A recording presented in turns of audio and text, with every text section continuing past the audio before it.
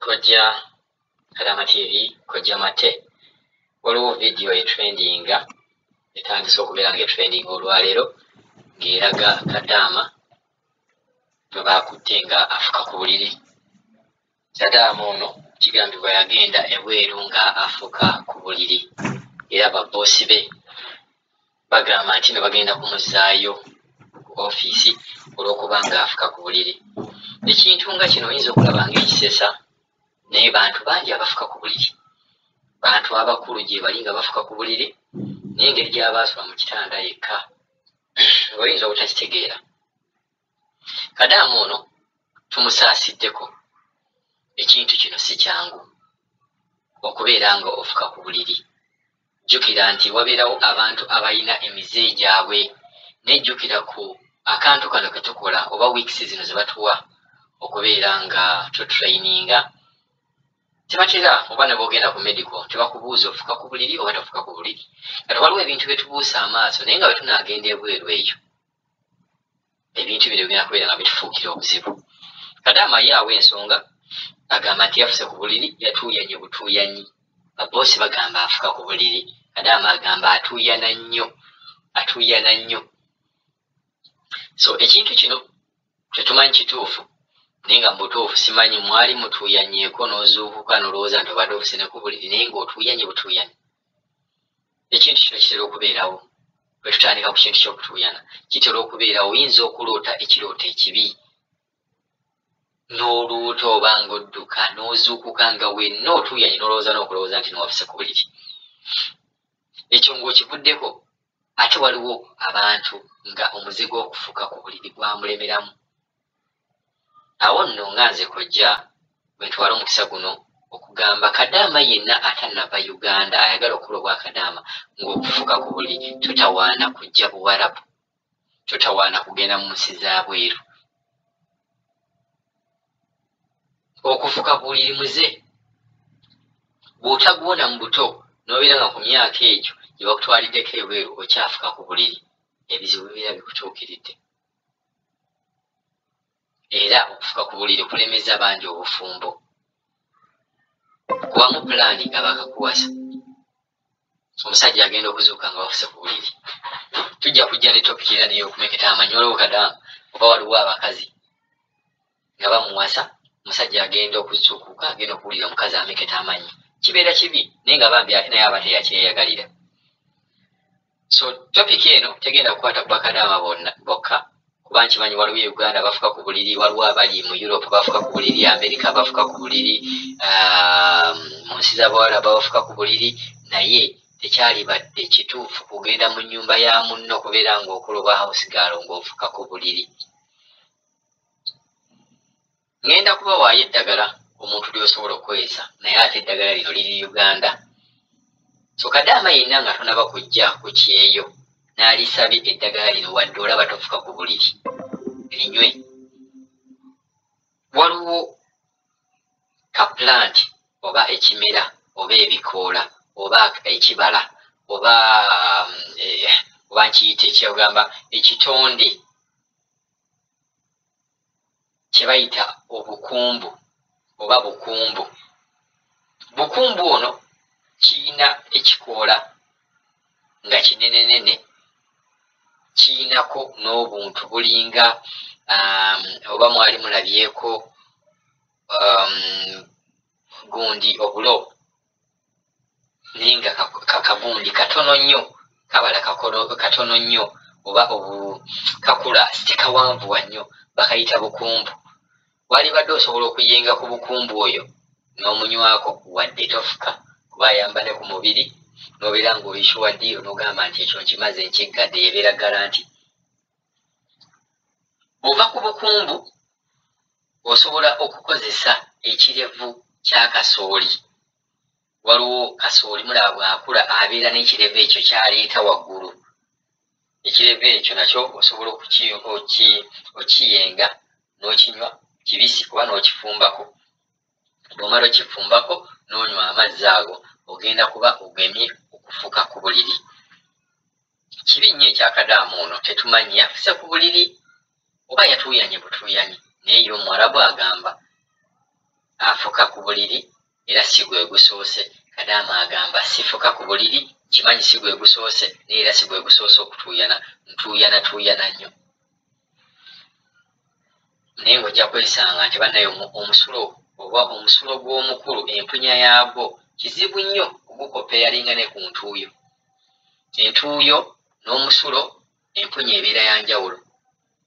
Ate buli bw'obeeranga n'ekizibu n'okikkiriza y'engeri yokka gy'osobola okulwanyisa ekizibu ekyo. Naye mwannyinaze bw'oba olina ekizibu ky'okufuka ekyo n'obeera ng'okyewakana tojja kufuna bujjanjabi. Bw'obeera olina ekizibu ekyo kkiriza ofune obujjanjabi. Kuba bajja kuzza ku ofiisi bakuzza e Uganda ofuuke ekisekerero. Neeyongera ogamba Bakadaama tojja mu nsi yonna, togenda mu nsi ya wabweru yonna ng'ofuka ku buliri. Kigenda kubeera nga kikkalubiriza mu kukola emirimu ng'ate wagenda kukola. Ebintu ebyenjogedde ebibiri si byangu byakufuna mu nsi z'ewabweru. Naye waliwo Bakadaama abakola mu faamu ng'ezo. N'agamba nti faamu gye tuyina waliwo bagaanira, waliyo faamu z'embuzi oba waliyo kasooli. Bw'oba olina engeri gy'osobola okukifunamu osobola n'okikozesa. Oba osobola okufuna ekikongoliro ekyo nga mmaze okulya kasooli nga mufumbe n'ogezaako n'ogenda mu supermarket n'ofuna kasooli omubisi. Osobola okufumba ebikoola bya kasooli ebyo nga mulimu n'ekikongoliro, amazzi ago n'oganywako. Amazzi ago gabeera malungi nnyo era nago gasobola okukolera ekintu kyekimu, naye ng'ekirevu kyekikyasinze. Results zijja mangu ng'okozesezza ekirevu kya kasooli ekyo. Mukimanyi mwenna abaali balimyeko kasooli, ekyo ekintu ekibeera waggulu wa kasooli kyekirevu kya kasooli. Bw'oba tokifunye ebikoola ebyo n'ekikongoliro kibeera kirungi nnyo okukola ku muntu afuka. Okwo kwenja okuteeka ku black seed. Waliwo black seed oyo abawala bamuyita habat zaitun oba habat sauda. Oyiro oyo bw'oba omufuna oba bw'oba omufunye gezaako okubeera nga omunywa. Osobola okunywa akajiiko kamu kamu emirundi 3 buli lunaku okumala wiiki emu. Ate n'obeera ng'osobola omukozesa n'ofunako ka habat zaitun ako n'okateeka ku lugalo n'okayisa wansi mu bukyala.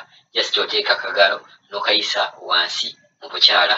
Tujja kugiira ne topiki eyo habat sauda ayamba atya omukyala okubeera ng'ofuna akawo akalungi, naye topiki tugenda kubeera nga tujja nayo. Naye nga ekizibu kyonna ky'obanga otuuseeko oba ky'oba olina mu bulamu, ekisookerako ddagala erisooka kusooka n'okkiriza nti ekizibu okiyina. Buli bw'okkiriza nti ekizibu ekiyina ogenda kufuna eddagala erikijjanjaba. Naye bw'oneewakananga obulwadde bw'olina tojja kufunanga ddagala libujjanjaba. So Kadaama tetumanyi Kadaama omulimu yaguleseewo oba baamugobye ne bamuzza ku ofiisi.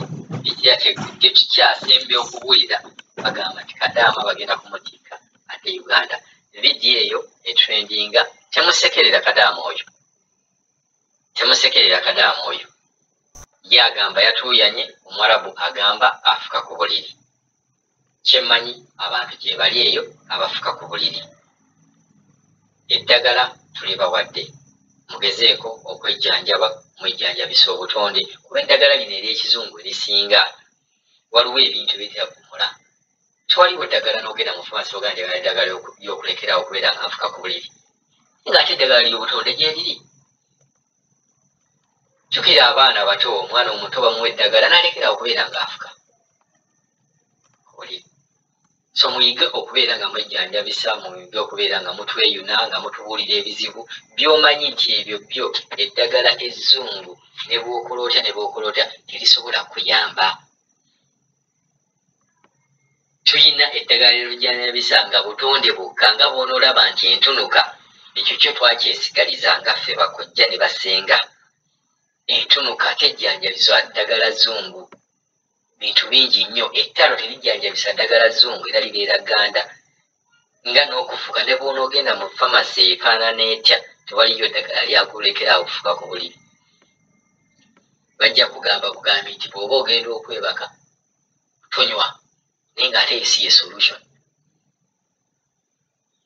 solution eri nti ekintu kino njagala kiveewo, njagala ndekeraawo okufuka ku buliri. Tusaasidde nnyo Kadaama oyo afuka ku buliri ne vidiyo etambula bambi obulamu bwe bubeera bumukosa buli bw'anaagiraba buli bw'eneetambula nituuka mu bantu abatamwagaliza egenda kweyongera okutambula. Ensonga lwaki tugitadde Kadaama TV? Tetubiriivingira mu kusaasaanya vidiyo ng'ezo, wabula tubiriivinga nti ekintu ng'ekyo nga kibaddewo twalagala nnyo okubeera nga tuwa amagezi omuntu oyo ekintu ekyo kibeere nga kimuvaako kuba kikosa obulamu bwe bambi. Bangi nnyo omufunye vidiyo eyo Mwarabu agamba wafuse ku buliri, Kadaama nze sinnafuka ku buliri natuuya. Mwarabu agamba wafuse, Mwarabu agamba entuuyo okuwunya kw'entuuyo n'okuwunya kw'omusulo wanjawulo. Bwe natunuulidde vidiyo eyo nalabye nga Kadaama olabika ekituufu ofuka ku buliri, manya ekizibu kyo ojja okusobola okijjanjaba. Sigadde ndiko Jack Mate ku Kadaama TV, kojja wa Kadaama, tweyongere okuwuliziganya.